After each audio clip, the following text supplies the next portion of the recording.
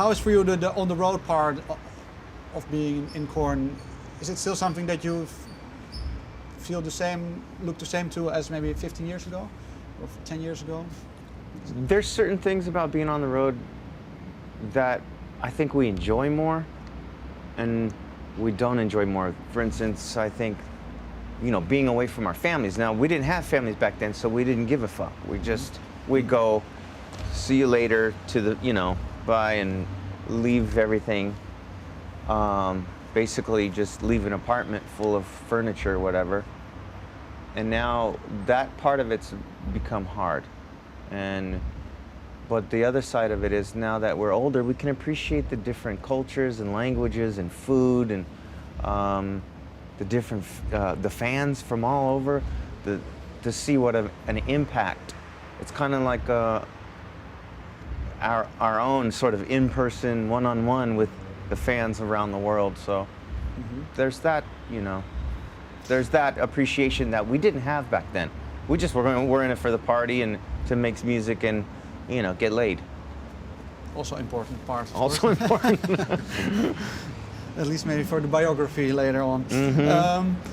Yeah, I was just, what's for you now personally the most interesting stage in the whole creative process from A to Z, when it comes from maybe starting to write songs until maybe the tour? What's for you the most favorite part of the process?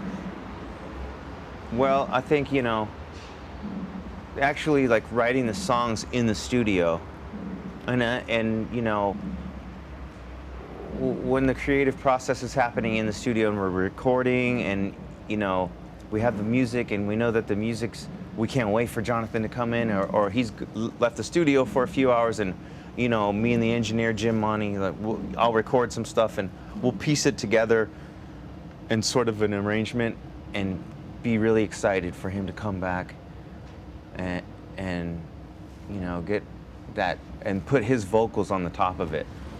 And then from there it's sort of like that ignites the vision of us playing this in front of people.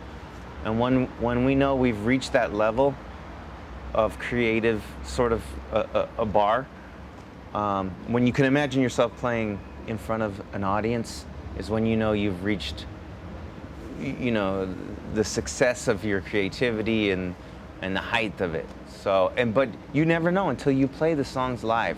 Because you can have a vision and you can imagine a crowd, but they may not go over so well live after. So you know, the expectations change, you know, I think, from the audience too. I think sometimes they think, oh, this song's gonna be great live, and then they see it and they're like, oh, well, maybe. Has for each individual song ever been put out by Korn, has this sensation been part of that? What? For each individual song that you recorded, there was this sensation of this visualization of yeah, we all had that sort of, every record sort of has, you know, that, you know, we're reaching it, or, you know, some sort of common vision. And, you know, we're very much a live band. We like to go and play live. So, although through the years our skills in the studio have gotten a lot better. Is it for you important maybe to still surprise? You've been, of course, playing in a band for almost 2 decades already together, but is it still important for you to surprise each other with musical ideas, or with yeah, maybe?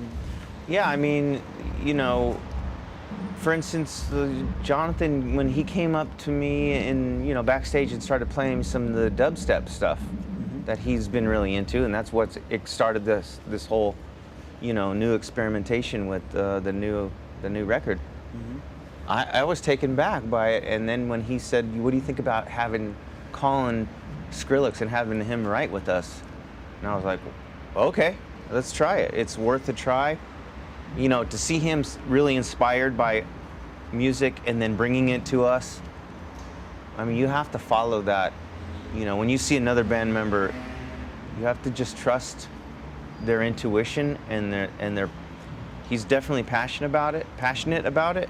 So for him to get that passionate about something, you have to trust him. He's a great musician.